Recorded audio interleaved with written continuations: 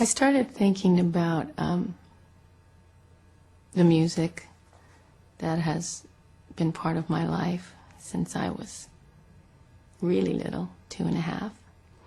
And Natasha, my little girl, asked me one day, "What kind of music do you make, Mommy?" And I started to think about it.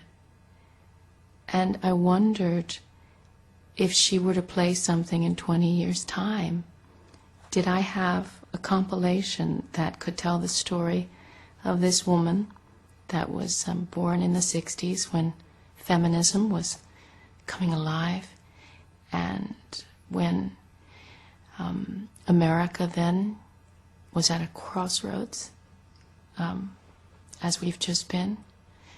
The viewpoint from a girl who was the daughter of a minister and played in bars outside of Washington, D.C. for congressmen and lobbyists, their rent boys, and their mistresses. And I thought, yeah, I need to put these tales together and weave this story.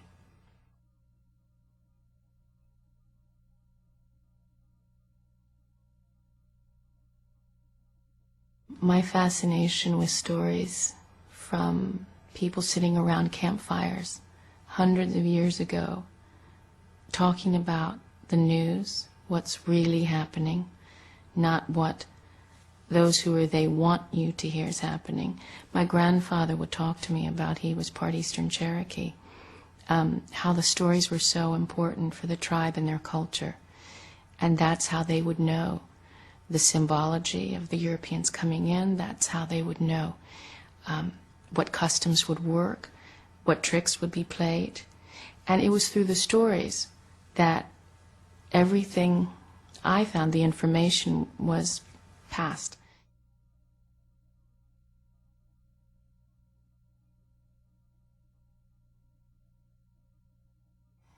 Picking an order for this work has been something that I've sat with.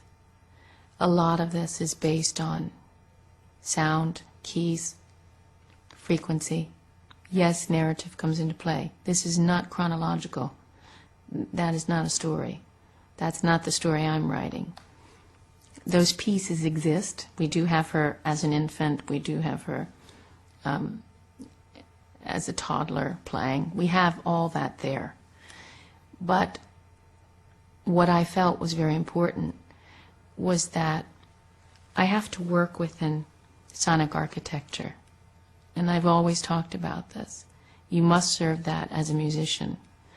And sometimes those elements that come in, it is like a puzzle. Certain things do not work because the rhythms pull from each other. And it does get discordant. So one song really isn't something you're experiencing. No different when you're walking in an exhibition and there are paintings next to each other. Well, if it's not laid out in a certain way, you can want to be running from that room and you don't experience the paintings at all. So I had to take into consideration everything from, keys, narrative, rhythm, and certain songs, some sit next to each other that you wouldn't think, but there is a reason.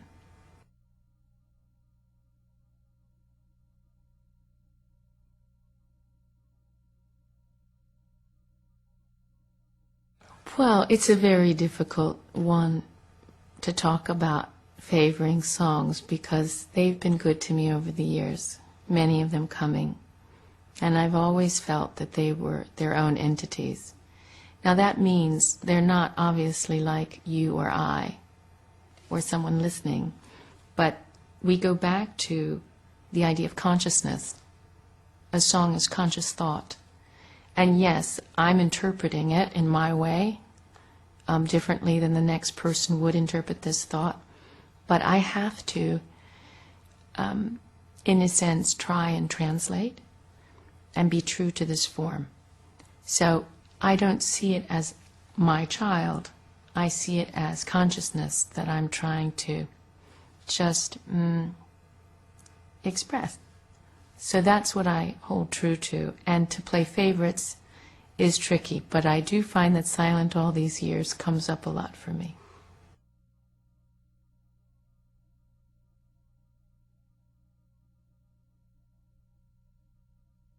Angels is a song that I wrote this summer after touring America yet again and seeing where we are as a country at our crossroads.